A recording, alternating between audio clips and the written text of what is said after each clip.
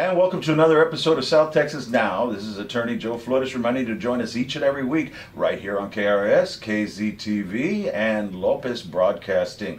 Remember, we reach out to everybody. Son bienvenidos aquí. Soy su anfitrión Joe Flores. Aquí tengo mi invitado, el buen Frank Yzaguirre, que está corriendo para Constable here in Precinct 1. Welcome, Frank. How are you? Good, good. I've heard nothing but great stuff. I've seen your signs, so I'm glad you're here. Can you tell us a little bit about your education, training, and background, and introduce yourself to the audience? Well, of course, my name is Frank Yzaguirre. I've been here, Precinct 1, 55 years plus, my whole life. You know, of course, I went to Oak Park, Driscoll, and Miller, graduated from Miller. I started my career in 2009, Del Mar College.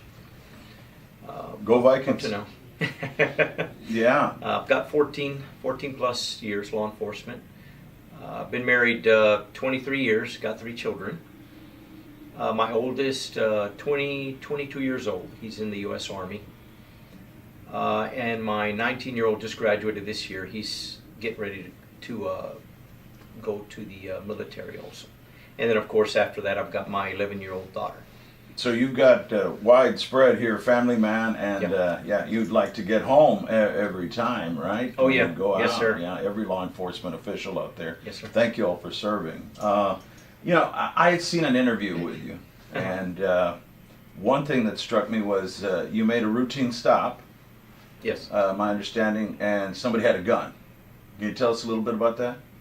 Yeah, I mean, that happens to a lot of officers. Mm-hmm. But that one particular day, it was in the daytime, and the guy was hunting off the road, which is already that's illegal. You can't hunt off the road.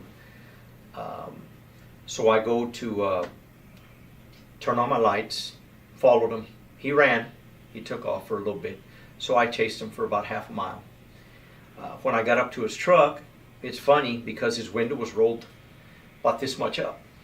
Oh, wow. So when I'm facing him, he's here on the side. So all of a sudden, I know what he did. He had a gun right here on his left hip.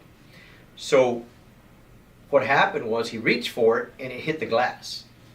And at that time, it hit the glass and it went between my legs. So, you know, what was his intention? Why would he reach for it? Well, I think he was getting ready to shoot me that day. So anyway, I took him into custody and took care of that with no incident. So And that was pretty good. This was out in the country? This was when I was working at Precinct 5 in Robstown. So we were down, man, a county road deep down one of the county roads. Yeah. So. Yeah, I mean, a lot of the constables, the people that work hard in the sheriff's department, they're a one-man gang when they get a call, right? So Yep, kind of walk us through a call out in the country, you know, another adventure you've had, right? Serving. Yeah, tell me about... Out in when I was at the constable's office in Robstown, I was there 3.5 years. So there was many a times that I worked from 6 in the evening, 6 in the morning by myself. So I'm out in the county roads. You got to take the call, period. Doesn't matter what the situation is. Right. You got to improvise. You're on your own.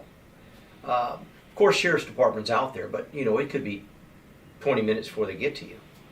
So when you get there, you're taking the call. And you're first responder if they're having a medical situation too, right? Correct. How does that work? Well, it depends on the situation. We got to either call the ambulance, you know, get somebody out there, or, you know, if we need to, if it's been a bad accident out there, we've got to coordinate with Halo and get them landed. In the middle of the road, block it off and get them landed, like on, let's say, 624. If that's where we're at, you've got to coordinate, block off, and get them landed. Give them the coordinates and get them down.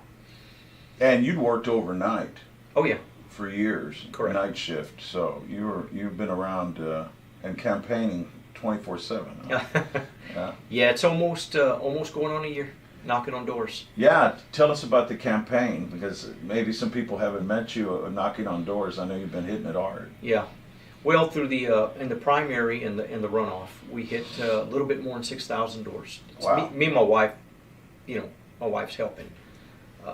It's been rough. It's been rough, and of course now I think we've had a little bit of help from a few friends, dropping off lit pieces. But for the most part, we've hit about 12,000 homes already. That's great. Yeah. And you're in Precinct 1, correct? Correct. What area is that? I know there's 5 areas that constables cover, but yours would be number 1 where? Precinct runs from all of downtown Ocean Drive to Roberts Seaside, and then 5.624, 1889 going to Robstown. And then on the south side, you've got Saratoga from Old Brownsville all the way to Everhart, and it loops back around through Weber, part of the lakes. It sounds kind of like Judge Benavidez's precinct. It's exactly. Oh, okay. Yes. Yeah. His and mine are exactly the same. JP and Constables, exactly. And ladies and gentlemen, he'll be joining us here in a minute, along with Terry Shamsi, your next district attorney. So we want you to be able to reach those doors, the 12,000 you haven't reached, over 2 million people here, and create awareness. Yeah. Why do you want to be the constable of Precinct 1, El Mero Mero? Well, for one, I've worked for Precinct 1. I've worked there 3 years. And it is what it is. But I didn't quite like the way the administration was being run. And somebody just came out, you can complain about everything all the time. However, somebody said, you know what, if you don't like it, why don't you run for office? And I said, you know what, that's the only way I could make a change. And lo and behold, I threw my name in the hat, and here I am. And what is your vision for Precinct 1 for law enforcement there and for the safety of the voters in that area? Well, my vision is, for one, we've got to have an open door policy. We've never had it there. 2, we have, on top of the main office being at the courthouse, we have a satellite office in Annabelle where Judge Rubio is. Oh, okay. All right. So that's been abandoned. They've been using it for files, record keeping, everything. Well, it's a satellite office, so it needs to be utilized. Absolutely.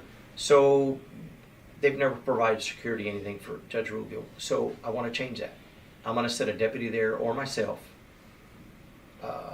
while the judge is there, at least, Monday through Friday, so we can cater to Annabelle and Calallen citizens, because they shouldn't have to come all the way to Corpus to the courthouse if they've got a problem. So I've been out in the Calallen area talking to the people, and they want to see extra patrol, and that's what we're going to do. We're going to do extra patrol, and our main thing is civil process and bailiff for the courts. However, like my guys, let's say on the way to serve some papers, there's no reason why they can't make a round or two at any school, because our children are pretty vulnerable with today's society. Yes. So I know that there's CCISD there, but of course they can't see everything. That's right. So if we're making a round or two on the way to serve a paper, that ain't hurting nothing. And we see something out of the ordinary, well, we're going to have to respond to it. Exactly. Well, we've got a couple of minutes left. It's been an honor interviewing you, but knocking on 12,000 plus doors, why should they vote for you? I know that you pulled it off May 28th and got over 70% of the vote. Correct. Why should they vote for you instead of your opponent, who's been unopposed all year long? I mean, just put his name in the hat, right? Correct. Your opponent in November, but you've had to bloody battle all the way through. Why? What have you been telling voters? Why should they vote for you? Well, I grew up in the West Side. I'm still in the West Side, 55 years plus. Another thing is I'm basically the only candidate that's ever worked for Precinct 1. I'm the only candidate that's worked in the constable's capacity. 2, I have my advanced school resource officer that I acquired when I was in Mathis. So when I was in Mathis, I handled I started that program from ground up. I was given the opportunity. So I handled 5 campuses. And thus I got my advanced school resource officer. So I know everything there is of the kids. I've had a lot of advanced classes. On top of that, I have my advanced federal records management that I acquired when I was in Precinct 5 in Robstown. So I handled all the records, every bit of records for Precinct 5 in Robstown and Precinct 1. So of course, I've already worked for Precinct 1, so I know what the records are. So I handled pretty much filing of records, destruction of evidence, everything else. So, I mean, I'm the best qualified for the job. Well, you've been listening to and watching Frank Yzaguirre. He wants to be your constable. He already won the primary, seeking your vote in November. And what's a good number to contact you if you want? They want to get involved. Grassroots campaign. My number's 361-877-2825. Also, I've got Facebook. I've got Vote Frankie Yzaguirre and Frankie Yzaguirre. They can contact me either way. That's 877-2825? 2825. Yes, and you can join Frank on Facebook land too. Thank you, Frank. Yeah, I appreciate it. Thank you. And good luck to you, sir. All right. Thank you, sir. Frank Yzaguirre, your constable running for Precinct 1. Let's get out there and vote on November 5th in Nueces County. Thank you and God bless.